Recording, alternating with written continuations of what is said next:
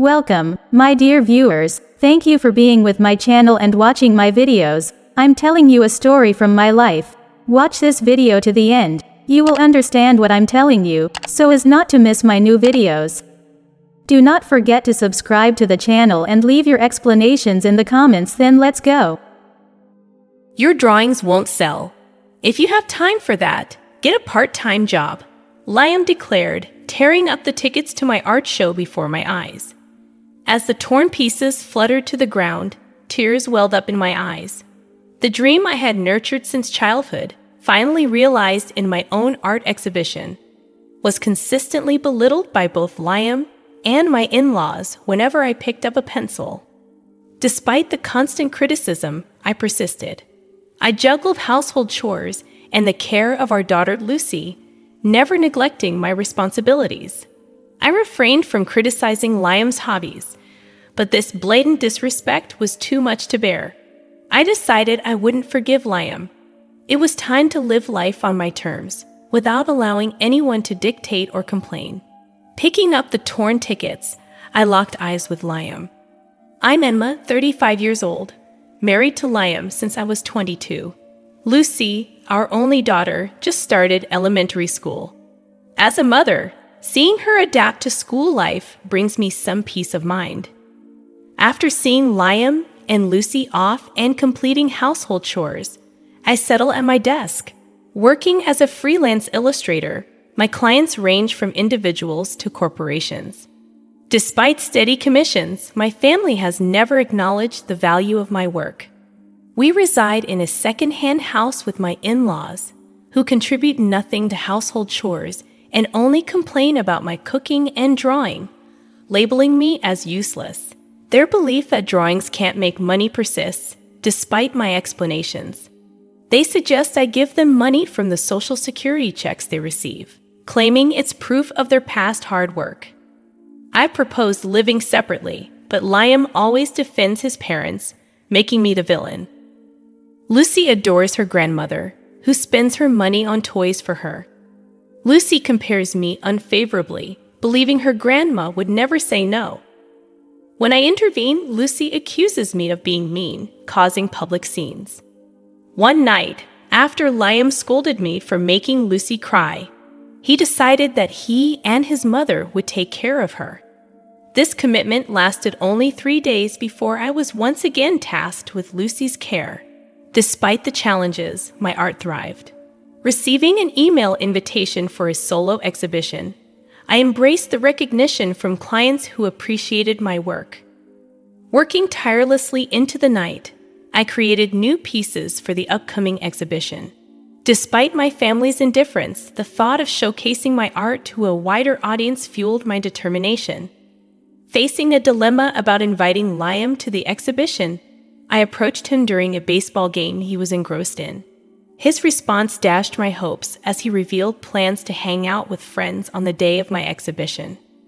"Oh, can't you spare a little time?" I pleaded. "My artwork's been recognized, and I have a solo exhibition coming up. I was hoping you'd come see it." Liam remained fixated on the TV, silent. Desperation edged my voice as I repeated, "It's my first solo show. Some of my regulars even helped plan it. And I've got some new pieces on display." "What the hell are you talking about?" Liam finally looked at me, disdain in his eyes. "Don't drag me into your little hobby. It's not a hobby. Some of the displayed artwork might even sell. Who the hell's gonna buy your drawings? If you've got time for that, why don't you just get a part-time job?" Liam shouted, snatching the ticket from my hand. He tore it up, and the torn pieces scattered at our feet. Staring at the fragments in shock, tears welled up. Picking up the pieces, it became clear Liam would never understand my profession. I never belittled his hobbies, yet he never allowed me the same freedom. "I've had enough," I glared at him. "I can't take it anymore," I declared, venting my feelings. The words solidified my resolve. I'm gonna break up with Liam. To be honest, the thought of divorce had always been on my mind. I've already got a contact number for a lawyer who assists in the divorce process. But every time I considered it, Lucy crossed my mind.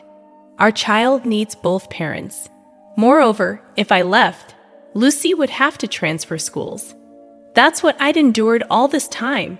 But that ends today. Ignoring Liam's calls, I returned to my room. Packing my things, I confirmed the lawyer's business card was there. Heading to Lucy's room, I found her doing her homework at her desk. "Mom, I'm sorry," Lucy said. Looking at her face, guilt washed over me. I hugged her, and Lucy looked puzzled. "Lucy, I've decided to leave this house." "What?" The innocence vanished from Lucy's face. Although guilty, I continued. "What do you want to do, Lucy? Stay here with Dad or come with me?" Expecting her to choose her grandma, Lucy surprised me. "I want to be with you, Mom." "Lucy, I love the paintings you make," I said, and Lucy laughed. She smiled shyly and pointed at her desk. "Just trying to be like you. I want to be a good artist too." "No, you're already good. You'll surpass me soon." Tears filled my eyes. Lucy was drawing a young girl standing in a flower field, a theme I often drew. Leaving a note and the lawyer's business card on the dining table, Lucy and I headed to my parents' place.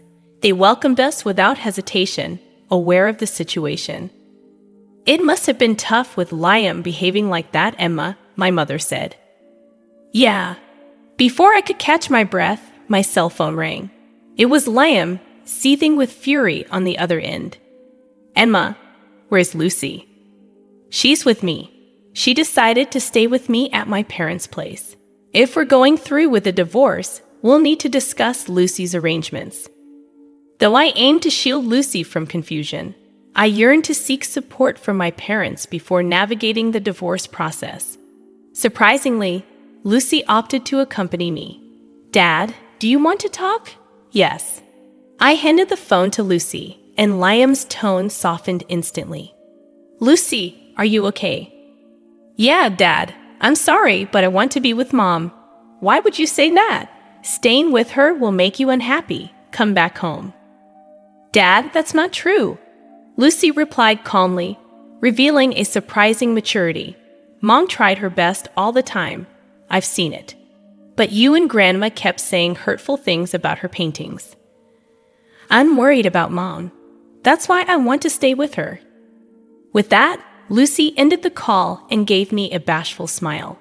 I patted her head. Although it seemed we had no allies in that house, Lucy had been watching. In the following days, Liam bombarded my parents' home with calls and letters, all demanding Lucy's return. "It's okay. Everything will be all right." "Yeah, thanks, Mom." I continued my work as an illustrator, maintaining a calm demeanor while working from my parents' place. Unlike my in-laws, my parents contributed to household chores, and we supported each other. Naturally, I spent more time with Lucy. She asked me to teach her how to draw and help her with her studies, and I always responded with a smile. Alongside household chores, my art also demanded my attention. Still, I never mistreated Lucy, who had chosen to stay with me. As the day of my solo exhibition approached, my father couldn't attend due to work, but I decided to take my mother and Lucy. Then, one day, a knock echoed at my parents' front door. Lucy eagerly ran to answer it, but halted abruptly, returning to me in a frightened voice, "Mom, Dad's here." I had anticipated Liam might show up in person eventually. I took a deep breath. I had no intention of letting him in or even opening the door. I planned to send him away immediately. "What do you want?" I tried to sound as cold as possible. To my surprise, Liam's reply was, "Emma, please come back." I was wrong. "What are you trying to do?" I asked. His sincerity seemed genuine. In a weak voice, Liam continued, "My parents aren't doing anything. They're just eating fast food, and the laundry's been piling up since the day you left." It seemed my expectations were coming true. With Liam out for work most of the time, this situation must be challenging for him. Wearing wrinkled clothes repeatedly and unable to maintain a tidy appearance, finding new jobs was likely difficult. The house was descending into chaos. Please help me out. I wasn't doing anything in that house either, right? I let out a sigh. Your mother said I was a wife who didn't even do housework. You agreed so too. I was wrong. My mom claimed she was doing all the housework, and I believed her. I was fooled. He spoke as if he were a victim, despite joining my mother-in-law in bad-mouthing me. Don't you have any intention to do housework yourself? I've never even held a knife, and I don't know how to use the washing machine. That doesn't mean you can rely on me. Essentially, he wanted me to return and handle the piled-up chores. What a joke. I'm never going back to that house. The day I left, I let go of all my feelings for Liam. There's no way I'm going to feel sorry for him now. I'm not your maid. Isn't it a wife's duty to do housework? Liam's tone became harsh. Beyond exasperation, I calmly responded, I don't want to be your wife anymore. Every morning, I rose early to prepare your lunch, yet never received a word of gratitude from you. There were days when the disappointment cut deeper upon seeing the untouched lunch. I diligently hung the laundry and I ironed them to perfection, striving for a wrinkle-free result. Do you understand? I've been carrying out these chores 365 days a year without a single thank you. So what's your point? Isn't that what wives are supposed to do? If there had been gratitude, we could have been a normal couple. I feel more strongly now that we'll never truly understand each other. Liam didn't get it, and he didn't want to. He was just temporarily down on his luck. Deep down, he hasn't changed. I'm going to live on my own strength. You should try hard on your own too. Hey, Emma. Liam continued, but I ignored him and returned to the living room. Despite Liam banging on the door, he eventually seemed to give up and left. My exhibition turned out to be reasonably successful. Walking around the venue hand in hand with Lucy, my mother beside us, she pointed to a visitor and remarked, Isn't that Liam? Ha! I was taken aback. Facing Liam directly would be awkward, and it might bother Lucy. With these thoughts, I observed the visitor's face. He wore his hat low, but it was unmistakably Liam. Mom, watch Lucy for me. All right. I left Lucy with my mother and approached Liam, speaking quietly to avoid disturbing others. What are you doing here? Have you really made painting your job? His tone lacked spirit, and his clothes appeared wrinkled and unkempt. Liam's eyes briefly met mine. But you're not selling any, right? Look over there. I pointed to a certain corner of the venue. The painting on the wall is a new piece. Below it, it shows sold. That painting's already been snagged by a private collector, and it has a price tag. Want to know how much? No, I'm good. Liam took a step back, looking startled. The sight of my artwork being sold seemed to shock him. Excuse me, do you have a moment? A local newspaper reporter approached, expressing their intent to feature the exhibition in an upcoming article, along with an interview. For freelancers, networking is crucial, and this was a welcome opportunity. Liam's eyes widened. You're really making it big, aren't you? Well, let's just say I make more than you do, I replied matter-of-factly. Liam looked flustered, letting out a groan. He seemed to grasp the reality that our incomes were just enough to get by, and his parents' social security checks weren't the financial cushion they believed them to be. Emma, you're really something. What are you talking about now? I walked away from Liam, but he followed closely. Emma, let's start over. Paint as much as you want. I'll help with the chores. Please come back. I didn't respond. His plea felt too self-serving, leaving me dumbfounded. Then I noticed someone watching, a ragged-looking couple. It was Liam's parents. Standing in front of my sold painting, their eyes darted between the sold sign and me. They didn't even glance at the artwork. They were simply astonished that my paintings could turn into cash. Liam, how did you get in without the ticket? When I told them I'm the husband of the illustrator, they let me in. You mean ex-husband? I corrected, irritation evident. By tearing up the ticket? Liam had severed any benefits from my artwork. Now he had no choice but to rely on his income and the meager social security his parents boasted about. "Excuse me, this artwork is wonderful." "Thank you," another customer complimented, leading to another painting being sold. Liam and his parents stood there, visibly stunned. From the next day, relentless calls from Liam flooded in. "Dad, what the heck happened? I wonder what should we do?" His attempts to reconcile were unprecedented. After some thought, I reported Liam to the police as a stalker. Despite receiving a warning, Liam persisted with his calls and stalking, resulting in police custody. "Me? A stalker? You gotta be kidding! I'm her husband." That was his futile argument, considering we were already divorced. His parents, embarrassed and feeling the judgmental gaze of their neighbors, distanced themselves from Liam as if fleeing. Regardless of where they went, rumors followed. My family never approved of my job. "That must have been tough," I shared during an interview. I'd opened up about the agony of not receiving recognition for my work from Liam and his parents. The headline in the local paper read, "Rising Star Creator, a Tragic Heroine." Despite adversity, she continued drawing. Looking at the article, it felt as though it was about someone else. Being labeled a tragic heroine wasn't as glamorous as it sounded. It was indeed challenging. However, things had changed for the better. I now had my daughter, my parents, and fans who appreciated my work. "Liam, the very thing you rejected had this much power." Thanks to the feature in the local paper, my reputation as an author improved. I started receiving more work and could support my daughter on my income alone.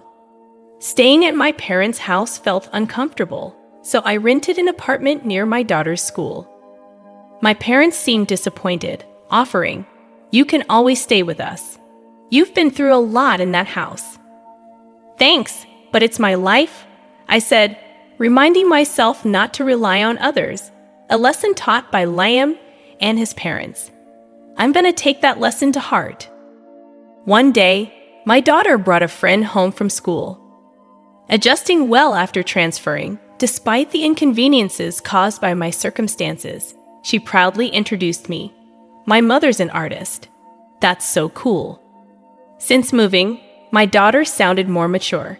She switched from calling me mom to mother and began practicing drawing more seriously. Previously, she doodled random drawings, but now she showed interest in the tools I used for work and spent more time watching me. "I'm gonna be like you, mother." "Really? That makes me happy. Want to try using this pen?" "Really?" She blushed with excitement, reminding me of the joy I felt when I got new art supplies. Like mother, like daughter. At first, Lucy couldn't draw a straight line. Every attempt resulted in warped lines, creating a jumbled mess. However, after many tries, Lucy's drawings started to resemble actual pictures, and her use of paints and colored pencils showed promise. Apparently, she was one of the best artists in her class. "Look at this," the teacher complimented her drawing. "Really? Let me see." I was truly amazed. Witnessing my daughter's growth made me incredibly proud. I had only taught Lucy the basics, breaking down the human body into sections for easier drawing and explaining the relationship between light and shadow. Beyond that, she must have learned by watching me work or studying my finished paintings. Lucy might be even more talented than me, and I honestly believed it. Lucy gave a shy smile, expressing her determination. I'm going to keep on drawing for Lucy, for my fans, and most importantly, for myself, who never gave up on art no matter the circumstances.